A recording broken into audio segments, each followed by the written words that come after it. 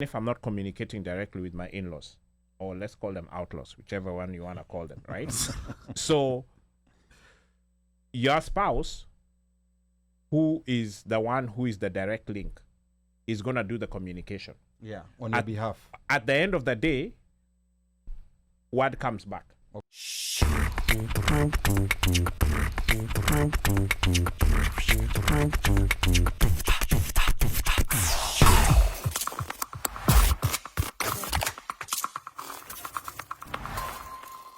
And it's a question of, are you responsible of taking care of your spouse's family financially? You know, like, what are your thoughts on that? Is it fair? Is it unfair? Is it everybody has to go their way? How is this supposed to work? And at what point do you get to where you are supposed to be the one taking care of the spouse's family? And when we're talking about the spouse's family, we're not talking about your children.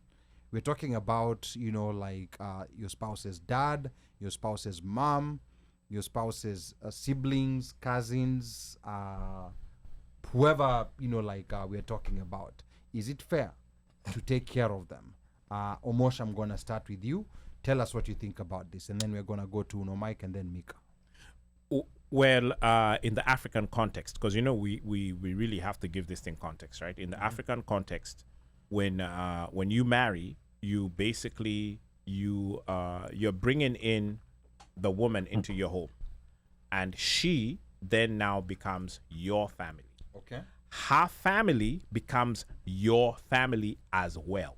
Okay. There's no separation in the African context.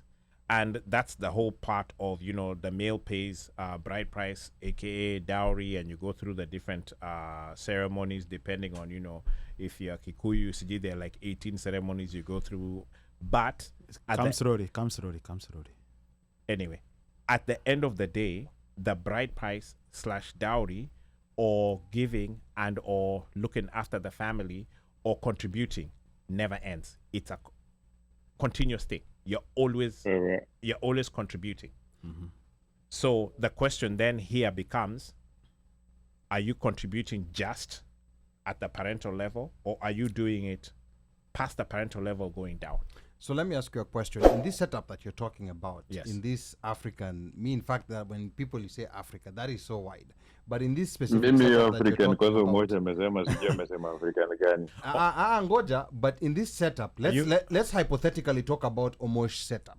Okay. In this setup where you've married, and my question is, before you married this lady that you married and you paid dowry for, yes, who was taking care of these family members before you married her? Was she the one taking care of them, or who was taking care of them? It doesn't matter. No, but no. It doesn't. I know you're saying it doesn't matter. It's none of your business. The minute that you have brought her in, you bring her in, you pay the dowry, but you're also bringing that family in.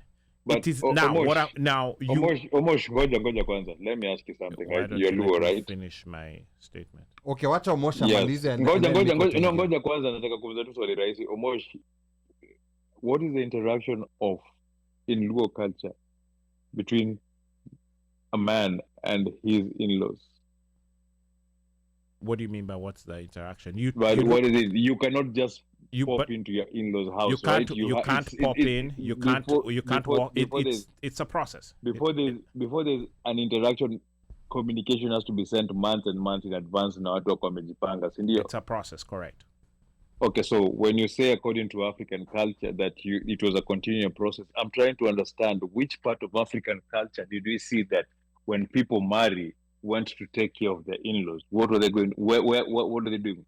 I understand paying of dowry because you're paying for it, and people could negotiate, and let's say they want 20,000, you could negotiate and say tuko na 10 sahi tutawaletea using ile kidogo, or maybe during matanga there was help, like there was that, like in-laws can contribute this, like when they have a tragic event, they would contribute something to continue to help in easing that load to the family. But there was never anything like continuing care or continuing mnyendo mnawapatianga food ama mnawapatianga nyama mnawachunga. No, it was never there. So I'm trying to understand which part of African culture are you referring to? So the part of African culture that I'm referring to, which may be the part that you're not thinking about, is that so-called visit you're talking about or interaction that's planned ahead of time.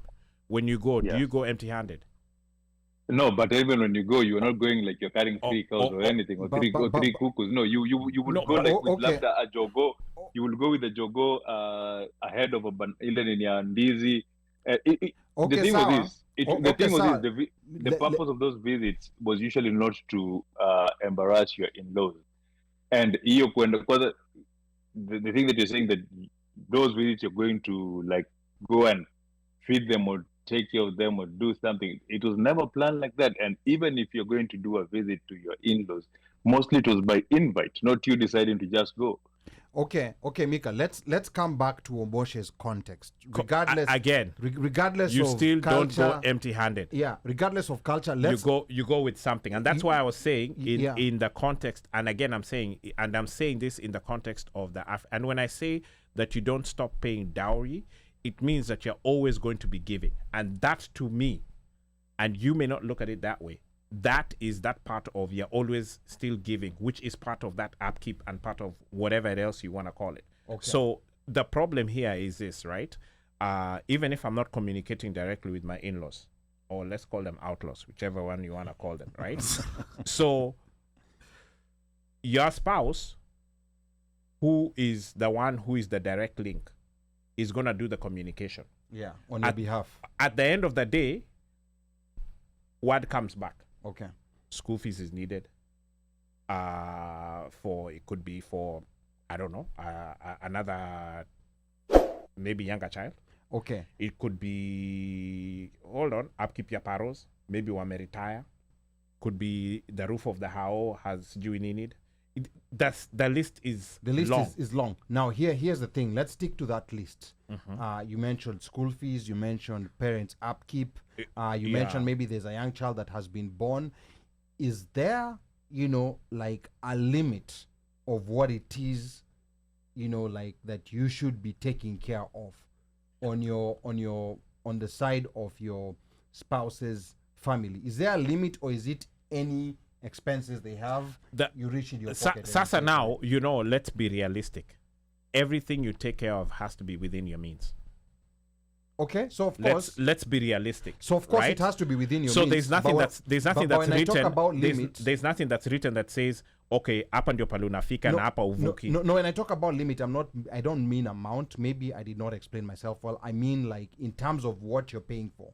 You're paying for school fees, so of course all this has to be within your reach. Yes, but there's no set standard kusemati. Okay, if it's maybe for a brother, then you don't pay, or if it's for the mother and father, you pay. There's nothing that's like that. Let's say the want will come to you. Sasa wewe ndio unaona vile unaweza handle, because you may not be able to handle even for once. I'm just asking, maybe what if they wanna go for a vacation? They've been working hard the whole year.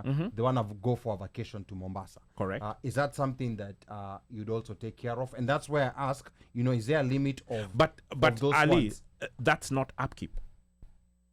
So that's where I'm asking, where's the limit? That is not upkeep. Let's use real life scenarios. That's not upkeep. Real life scenario ni the basic stuff that people use to live. Rent. To me, that's what that's what I say. Real life scenario. Let's just say that your spouse's parents are retired and they're in the village, and they may not even have a pension. Guess what? You're the one who's gonna be their pension. Okay, all right. So that's good. Like there's some people who feel like there's certain limits. Let's come to Uno Mike has been a bit quiet. I think he's deliberately avoiding this topic. No, because hajawahi toa shilingi kutoka mfuko yake. Hiyo ndio problem yake. I think because the family might be listening, na yeye labda kona limit ya what he gives to the other side. So kwa nini ameweka limit? Kwanza unajua leo ni birthday. Aonge vizuri. Yeah, leo ni birthday Jerry. Yeah, Jerry, happy birthday. Kwa nyinyi ma uncles mjue upkeep lazima mtatoa. Keki lazima. Tucheze na cash up. Cash App. Actually, what I'll do is I'll give you the M-Pesa number. Later. We are not scared. After all, what's the rate, Ali? It's 145. I think it is 147. 148. Nala. Unangalia Nala ama... Tap. No, but we're not doing... Tap is less than Nala. No. It's 445. But remember, we're Tap not... is less than Nala. So Please anyway, don't let me... no here's the promotion. Go ahead.